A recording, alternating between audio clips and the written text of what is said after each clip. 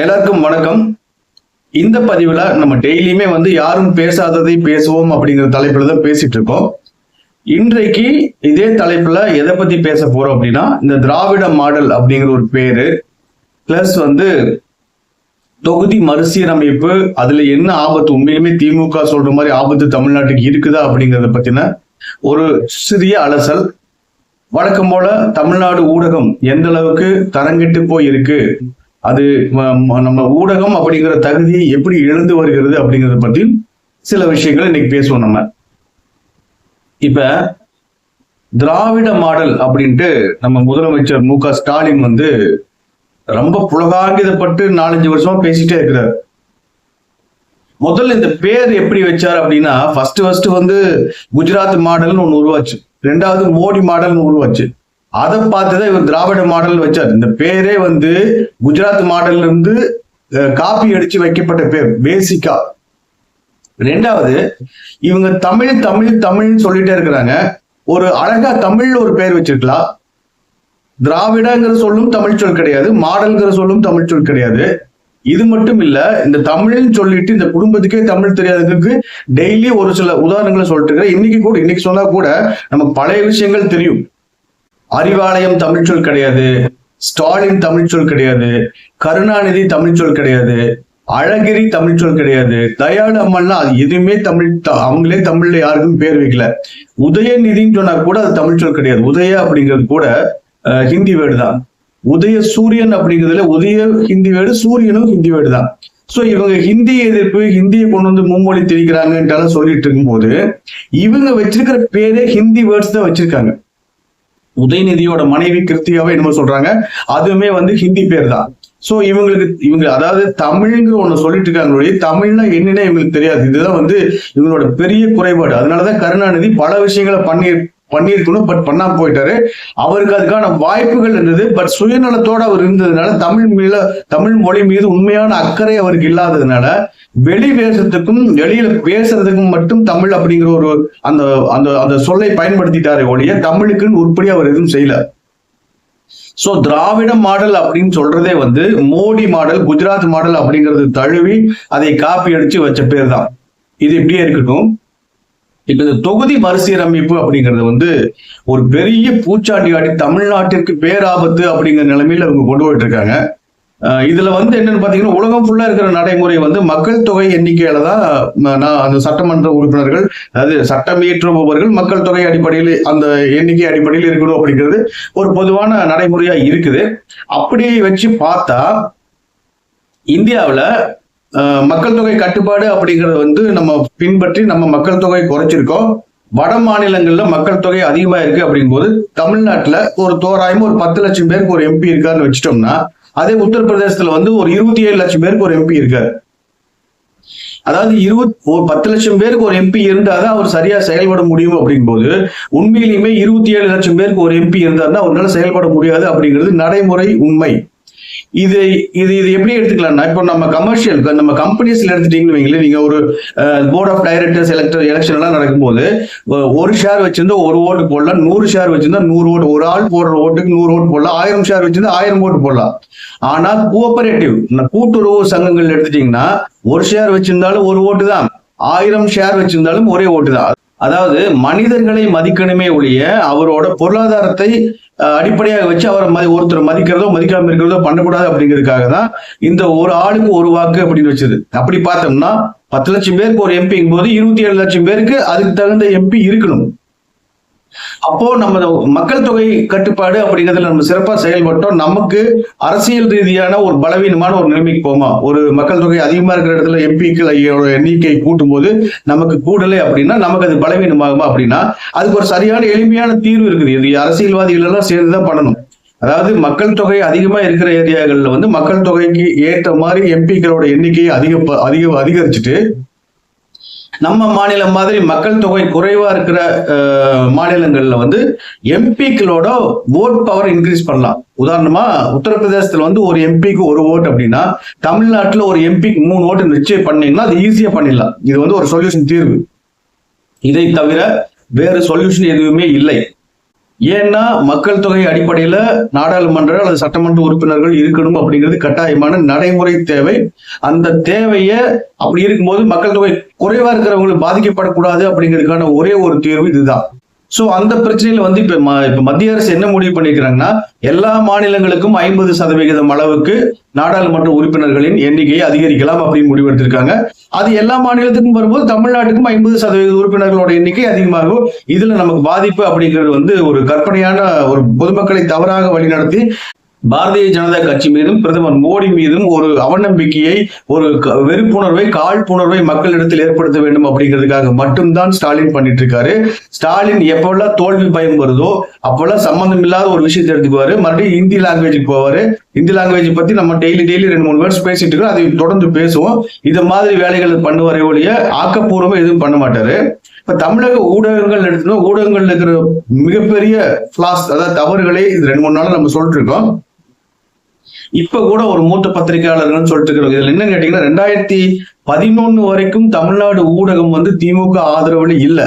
எப்போது திமுக ஆதரவுக்கு மாறுச்சுன்னு பாத்தீங்கன்னா, அந்த ஆராசா கைது பண்ணாங்கல்ல அந்த 2G வழக்குல, அதுக்கு பின்னாடிதான் கருணாநிதி என்ன பண்ணினார்னா, பெரியார் அப்படிங்கிற ஒரு பெரிய அளவுல பெரியாரை பத்தி பேசி அதை டெவலப் பண்ணி விட்டது அந்த பீரியட்ல தான். அதுக்கு முன்னாடி எல்லாம் பாரதியாரு அது மாதிரி வ.உ. சிதம்பரம் பிள்ளை அது மாதிரிதான் பெரியாரை பேசிட்டு இருந்தோம்.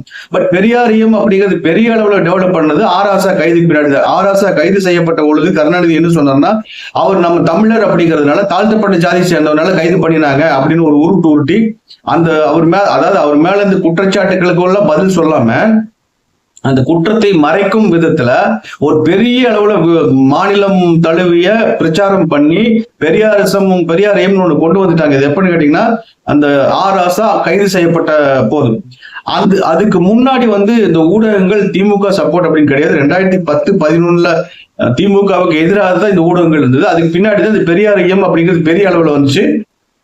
அப்புறம் இந்த ஊடகங்கள் திமுக சப்போர்ட் ஆன ஊடகங்களா மாறிச்சு. அந்த நிலையில திமுகவுக்கு யார் சப்போர்ட் பண்றாங்களோ அவங்கள விலை கொடுத்து வாங்குறதுக்கு திமுகங்கிற கட்சி தயாரா இருந்துச்சு. இப்படி பார்க்கும்போது 2015-16 காலகட்டங்கள்ல ஊடகங்கள்ல பணிபுரிந்தவர்கள், ஊடக நிறுவனம், அதாவது ஊடகத்தோட தலைமை வந்து எந்த கட்சியில் இருக்காங்கிறது மேட்டர் கிடையாது. அவங்க கிட்ட அங்க பணியாற்றின தலைமை பொறுப்பில் இருந்த அலுவலர்கள் என்ன சொன்னாங்கன்னா, ஆளுங்கட்சியை தொடர்ந்து விமர்சித்தால் மட்டுமே ஊடகம் வளரும் அப்படிங்கிற ஒரு விஷயத்தை சொல்லி, ஏன்னா ஊடகத்தை நடத்தக்கூடிய ஒரு நபர் வந்து ஊடகம் வளரணும்னு தான் நினைப்பாரு. ஊடகம் நம்ம ஊடகம் வளரணும்னா ஆளுங்கட்சியை தீட்டணும் அப்படிங்கிற ஒரே கான்செப்ட அந்த எம்டி சேர்மன் கிட்ட எம்டி கிட்ட உட்காந்து பேசுறது. இப்படியே பேசிதான் திமுகவுக்கு சாதகமாகவும் அதிமுகவுக்கு எதிராகவும் செயல்பட்டு இருந்தாங்க. அப்படி இருக்கும்போது 2021 பின்னாடி திமுக ஆட்சி வந்த பின்னாடி ஆளுங்கட்சிக்கு எதிராக செயல்படணும் அப்படிங்கிற அந்த கோட்பாட்டை தூக்கி குப்பையில வீசிட்டாங்க. இப்போ ஒரு மூத்த பத்திரிகையாளர், அவர் பேர் கூட சொல்லலாம், இருந்தாலும் எனக்கு அவர் பேர் சொல்றதுல ஒண்ணும் கிடையாது. பட் அவரு தப்பா நினைக்க கூடாதுக்காக அந்த நான் பேர் சொல்லல. அவர் ஓப்பனா எல்லா பக்கம் என்ன பேசுறாரு, திமுக கடுமையா சாடி பேசுறாரு. ஆனா 4 முனை போட்டி அப்படிங்கிறது திமுகவுக்கு சாதகம். அமோகமா 160 தொகுதி 170 தொகுதியில திமுக ஜெயிச்சிடும். ஏன்னா திமுகவுக்கு எதிரான வாக்குகள் 6 பிரியுது அப்படிங்கிற மாதிரி அவர் சொல்லிட்டு இருக்காரு. இதுல வந்து ஒரு பெரிய உண்மை மறைக்கப்படுகிறது. அதை நம்ம பேச தவறிட்டோமோ அப்படிங்கிறதுனால அந்த உண்மையை நான் சொல்றேன். இப்போ 2021 திமுக வெற்றி பெற்றது திமுகவோட ஓட்டுல மட்டும் கிடையாது, அது தெளிவா புரிஞ்சுக்கோங்க. அதாவது அதிமுக வந்து தொடர்ந்து 2வது முறையா ஆட்சியில் இருந்திருக்கு. நார்மலாவே ஒரு முறை ஆட்சியில் இருந்தாவே அந்த கட்சிக்கு எதிரான வாக்குகள் இருக்கும். சோ 2வது முறையா ஆட்சியில் இருந்த போது அதிமுகவுக்கு இருந்த ஆன்டி இன்கம்பன்சி அந்த வாக்குகள் பிளஸ் காங்கிரஸ் கட்சி, திருமாவளவன், இந்த மாதிரி கூட்டணி கட்சிகளோட வாக்குகள் எல்லாம் வச்சுதான் 2021 திமுக ஜெயிச்சது. கூட்டணி கட்சிகள் மட்டும் கிடையாது, ஈவன் விஜயோட ரசிகர்கள் எல்லாமே அவர் திமுகவுக்கு ஓட்டு போட சொல்லி திமுகவுக்கு தான் வாக்களித்தார்கள். சோ விஜயோட ரசிகர்களும் திமுகவுக்கு வாக்களித்தாங்க.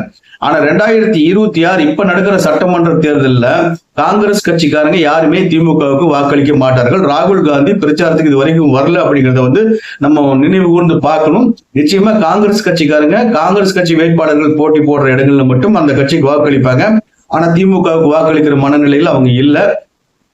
திருமாவளவனோட கட்சியிலேயே கூட அங்க இருக்கக்கூடிய இளைஞர்கள் எல்லாமே வந்து விஜய் ஈர்த்துக்கிட்டு இருக்காரு. சோ திருமாவளவனுக்கு அந்த பயம், அவரோட கட்சி வீக்காதுங்கிறது.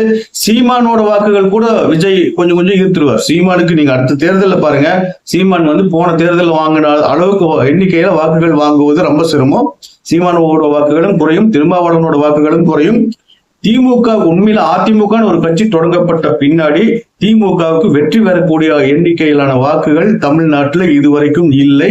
போன 2021 தேர்தலாகட்டும், 2019 ஆகட்டும், 2024 கூட்டணியில சரியா அமையல அப்படின் போது அதை பயன்படுத்தி திமுக வந்து எம்பிக்கள் வெற்றி பெற்றாங்க. ஆனா திமுகவோட வாக்குகள் அப்படிங்கிறது அதிமுக என்டிஏ கூட்டணியோட வாக்குகளை விட ரொம்ப கம்மி. நிச்சயமாக திமுகவுக்கு எதிரான வாக்குகள் 6ஆக பிரியுது அப்படிங்கிறது வந்து தவறான ஒரு வாதம். திமுகவோட வாக்குகளே அந்த கட்சியை வந்து ஜெயிக்க வைக்கிறதுக்கு பத்தாது. ஆனா இப்ப திமுக வாக்குகளையே வந்து விஜய் இவங்களை வந்து அட்ராக்ட் பண்ணிட்டு இருக்காங்க. திமுக வாக்களிக்கிறவங்களே அந்த கட்சி இந்த 5 வருஷத்துல பண்ண அட்டூழியங்களை பார்த்துட்டு அந்த கட்சிக்கு வாக்களிக்க கூடாதுங்கிற எண்ணத்துல இருக்காங்க நிறைய பேர். சோ இந்த முறை திமுக வெற்றி பெறுவதற்கான வாய்ப்பு சுத்தமாவே இல்லைன்னு சொல்லிடலாம்.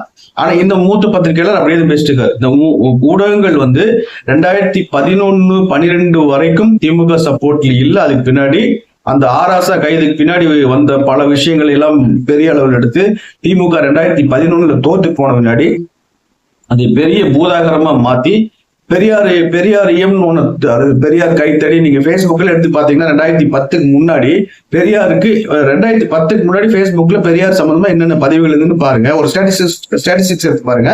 2011க்கு பின்னாடி Facebookல அல்லது சமூக ஊடகங்கள்ல பெரியாரை பத்தின பதிவுகள் எந்த மாதிரி வந்துச்சுங்கிறது நீங்க கம்பேர் பண்ணி ஒரு ஏஐ டெக்னாலஜியோட கம்பேர் பண்ணி பாருங்க. 2011க்கு முன்னாடி பெரியார் வந்து சாதாரணமா வ.உ. சிதம்பரம் பிள்ளை, பாரதியார், கப்பலோட்டி தமிழ் இது மாதிரி சொல்ற எல்லா தலைவர்களும் ஒருத்தருமா தான் பெரியார் பேசிட்டு இருந்தாங்க. பட் 2011 தோத்து போன கருணாநிதி ஏதாவது ஒண்ண பண்ணி மறுபடியும் மக்கள் மனசுல இடம் பிடிக்கணுங்கிறதுக்காக கிளப்பி விட்ட ஒரு கான்செப்ட் தான் பெரியார் இயம் அப்படிங்கிறது.